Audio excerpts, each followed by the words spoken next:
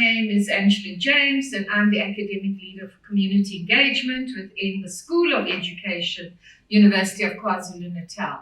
And within the university, there are 19 schools, and every school should have an academic leader for community engagement.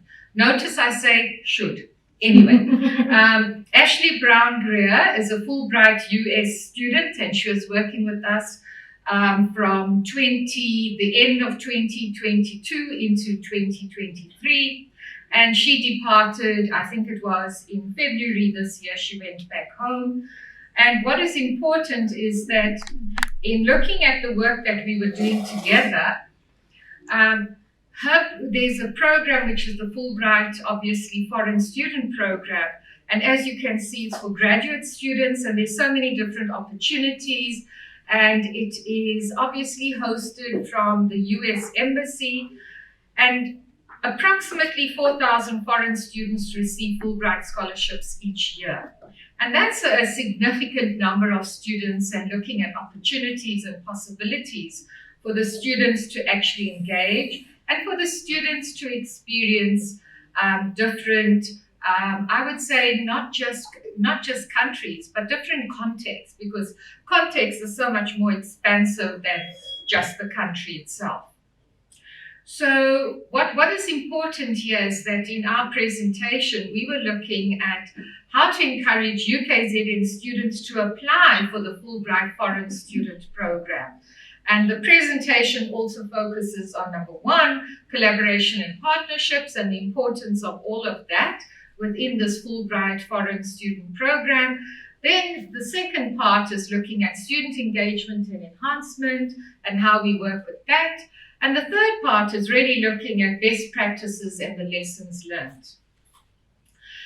So when we're looking at collaboration and partnerships, I think what is significant is that the partnership arrangement is something that was a bottoms-up type of arrangement. So in terms of looking at this, and quite clearly you can see from UNESCO, this is something that is also promoted.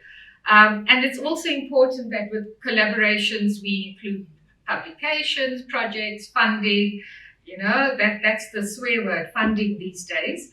And looking at how do we enhance research capacity in, or I wouldn't even say just low-income countries, but I would say all countries as well.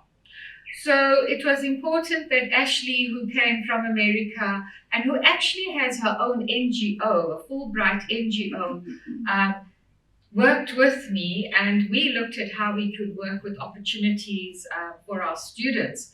And yes, we also worked with the US Consulate in Durban and with an alumni from Westville, from Westville campus, who was also over from America, and she was an alumni.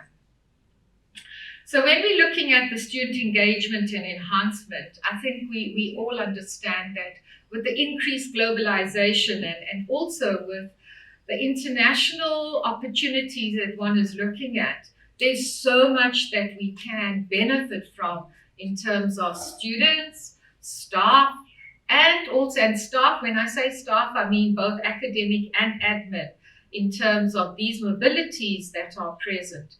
And this is the reason as to why we were looking at the Fulbright particularly. So within the School of Education, we then said, okay, students have shown interest. There was a call that was posted, and we then said, okay, let's recruit some students.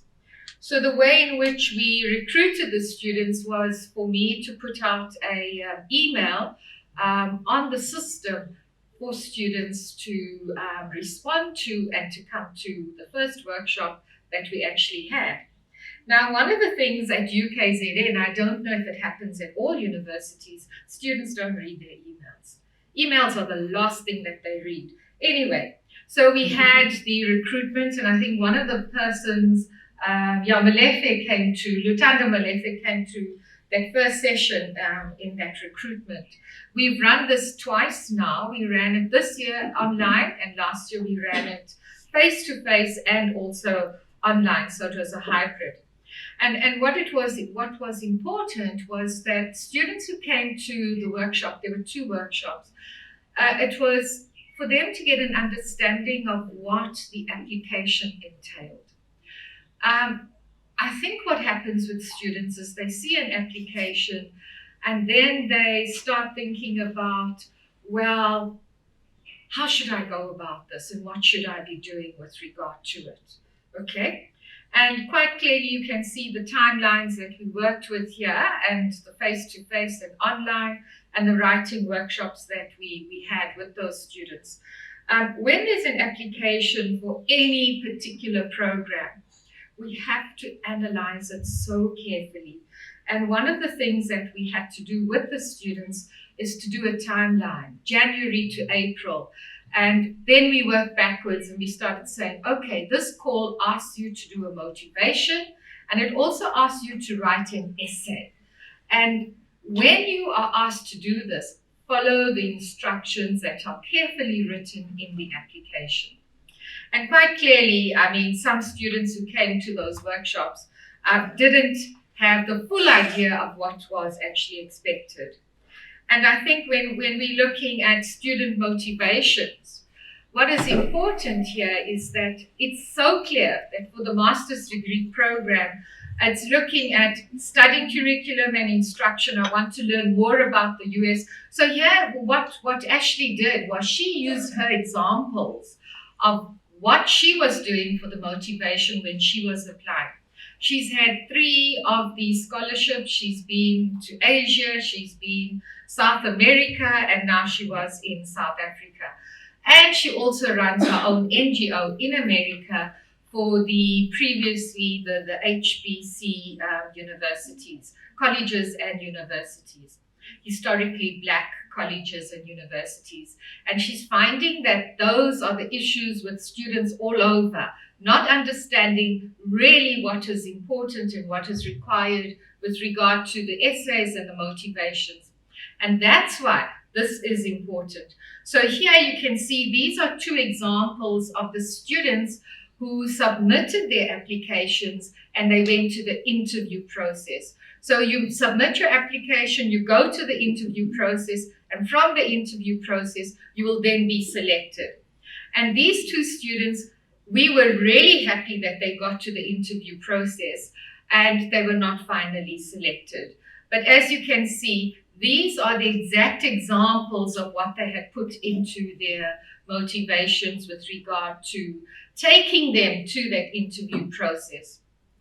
Now, you know, if you're going to the US, you have to be very particular about the type of language that you use. And you know, we spoke about politics and your support of people. And I'm thinking, you know, one of the things, and I think it came up yesterday when somebody said, so if I'm going to a community, why must I wear a long dress? If I wear a short skirt, I want to go like that. Sometimes, you know, in life, you have to address. Funny enough, we're talking about dress, and I'm saying you have to address some of these conflicting things that you have to work with as well. So I think what is important here is for the students to understand the process. So it's more than understanding the process, but it's also, it's also understanding the intricacies of each of the actions that you are expected to work with as well. So I think from our students, I think there was in that first group, Molefa, was it about 12 students that came to that first presentation. This year we only had it online because Ashleigh's gone back to America. We intend doing this every year and hopefully she'll get another grant and come back for another year, we don't know. But this year when we were doing it online, I think we had about 23 students in the first session. In the second session, we had about 17. So we've already got a program in place of how we can work with this with different groups of students. And I think what is significant from all of this is that if you look at the reflections and the future steps that we're looking at, it was important for the students to really think about the whole process that they went through and reflecting on their learnings in that process as well. And I think what came from that group of students was not just the individual growth, but it was also the collective growth, Because in those sessions, when students come at 6 o'clock and they're all sitting and working and you think, oh, it's dinner time. Let me just order some food for them. And it's like, can we have it again at 6 o'clock? And I'm thinking, my pocket. But anyway, it's one of those things that we have to, being involved in community engagement, you don't have much of your own pocket because you share your pocket quite a lot with everybody else. We don't get a lot of funding. And I was thinking by the dean one day and he said, I'm tired of you saying that. And I said, yes, it's true. We don't have, actually, at the beginning of the year, the budget does not say community engagement initiatives and activities. So these are some of the things that we need to think about, and continued relationships. Andile, I must say, the student who had that motivation, you'll see the one on my left, he actually got the Community Engagement Award at the end of last year, and he is just an amazing student as well. So if we're looking at the reflections of the growth that takes place and the continued relationships, the students now are linking up with Ashleigh directly, and they are asking her questions, and that's fantastic because it comes from a program to the individual growth and that continued relationship. And looking at the future steps and saying, how do we take the Fulbright Foreign Student Program and actually grow it? Instead of just having it within the School of Education, but looking beyond in all sectors within the university itself. It has the full support of the US Embassy that is based in Durban. And they have also come on board and said, yes, anything else you would like us to do, while Ashleigh's away, we can come in person and actually do the presentations with all the students. And I think it's also about the international collaborations and the funded projects, because I'm not going into, okay, how much money you'll get, whatever. You will see that you can go onto the website and you can find out all the information about the Fulbright Foreign Student Program. And just for you to have a visual, Ashleigh is the person on the far left, and that is when she was visiting a homestead out in the rural areas. And there she is there when she's, I think is that Cape Town or the Drakensberg? I think it looks more like the Drakensberg to me. She didn't tell me that she was putting that picture when we were working on the presentation. I only knew about the other picture. Anyway, I think that is our presentation with regard to the Fulbright. And I know that I rushed through it because I only had how many minutes left now? 5 minutes left. 5. Okay, so we have question and answer. Thank you.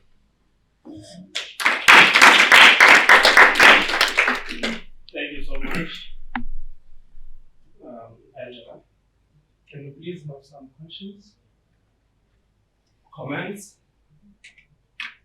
Maybe I can ask, so how many people or how many students are aware of the program or have applied for it and have experiences with applying for it or intend applying for it? I mean, there's so much that one could ask about the program. Fulbright. And they also have a staff one for a 2 to 3 week.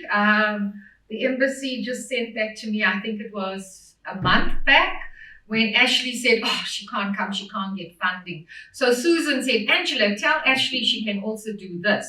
So besides having this year-long program, you can also as staff have a 2 to 3 week exchange. And obviously there's application processes. And all this is fully funded. Yeah, but you have to have your visa as well. And it's not difficult to get a US visa, I must say. As an academic, it's not. If you try for it in other places, it is a bit more difficult. Okay, if there are no questions. Yes, okay. Yes. Yes, thanks. Yes, thanks. Good presentation. Question is it only for South African students or foreign students in South Africa as well can apply? They have a limit on that. You must be a South African citizen. You must have residency. Mm-hmm. I think it's the same with the NRF and the applications for NRF. Yeah. Although I must say that we have an exchange program with Liepāja University in Latvia, and they also take foreign students as well. Yeah. It depends. The relationships are different with the different countries. Okay. Do you have a question? No, it's just a defensive comment. I wasn't talking about the dress. I was talking about women being silenced. I really didn't care what anyone wears. Wear what is respectful. That's no issue. Yes. I just want to say it wasn't what it was about. I It know. was about women being silenced. No, I understand that fully, and I think one would also have to take the whole context into account as well. It's women being silenced by what they're not just silenced on their own, and I think you have to take the context. And yes, and it's about how do we talk for ourselves. I must say that, when you were talking yesterday, I thought about a student who worked with the Akans and the isiZulu, and he brought the Akans from Ghana and the isiZulu people together looking at environmental consciousness. And it was so significant how the chief in Zululand just held everything. He could not enter there at all unless he had the permission from the chief. Could not talk to anybody in there. And yet in Ghana, obviously he's also Ghanaian as well, but within the Ghana setting, the context, that was completely different. So yeah, environmental consciousness is another issue completely.